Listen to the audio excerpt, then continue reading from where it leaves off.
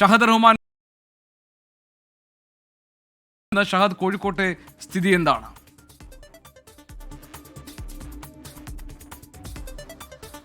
ഗോപി, ചെറിയ രീതിയിലുള്ള മഴയാണ് ഇപ്പോൾ കോഴിക്കോട് നഗരത്തിലുള്ളത്. എന്നാൽ കോഴിക്കോട് ജില്ലയുടെ മറ്റ് പ്രദേശങ്ങൾ, അതായത് മലയോര മേഖലകളിലൊക്കെ തന്നെ നല്ല ശക്തമായിട്ടുള്ള മഴയുണ്ട് എന്നുള്ളതാണ് നമുക്ക് ഈ ഘട്ടത്തിൽ ഇവിടെ നിന്ന് പറയാൻ സാധിക്കുക. കോഴിക്കോട് നഗരത്തിൽ ഇപ്പോൾ ചെറിയ രീതിയിലുള്ള കാറ്റുണ്ട്, എന്നാൽ വലിയ ശക്തിയായിട്ടുള്ള മഴയിലേക്ക് കാര്യങ്ങൾ എത്തിയിട്ടില്ല എന്നുള്ളതാണ്.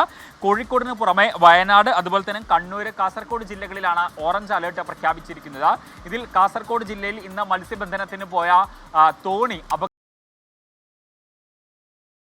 ണ്ട് എന്നുള്ളതാണ്. 9 പേർക്കാണ് ഇന്ന് രാവിലെ ഇത്തരത്തിൽ മത്സ്യബന്ധനത്തിന് പോയ ആളുകൾക്ക് പരിക്കേറ്റിട്ടുള്ളത്.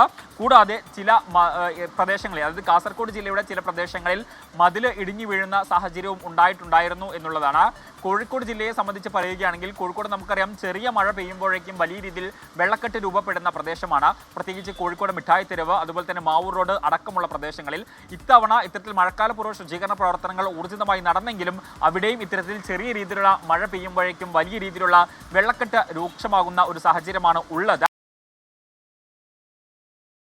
എന്നുള്ളതാണ് ഏറ്റവും പ്രധാനപ്പെട്ടിട്ടുള്ള കാര്യം. എന്തായാലും നിലവിൽ ഇപ്പോൾ ഈ ഓറഞ്ച് അലേർട്ടിന് സമാനമായ രീതിയിലേക്കുള്ള ഒരു മഴ എന്തായാലും ഇപ്പോൾ കോഴിക്കോട് ജില്ലയിൽ ലഭിച്ചിട്ടില്ല. ഒരുപക്ഷെ വരും മണിക്കൂറുകളിൽ ശക്തമായിട്ടുള്ള അല്ലെങ്കിൽ അതിശക്തമായിട്ടുള്ള മഴ.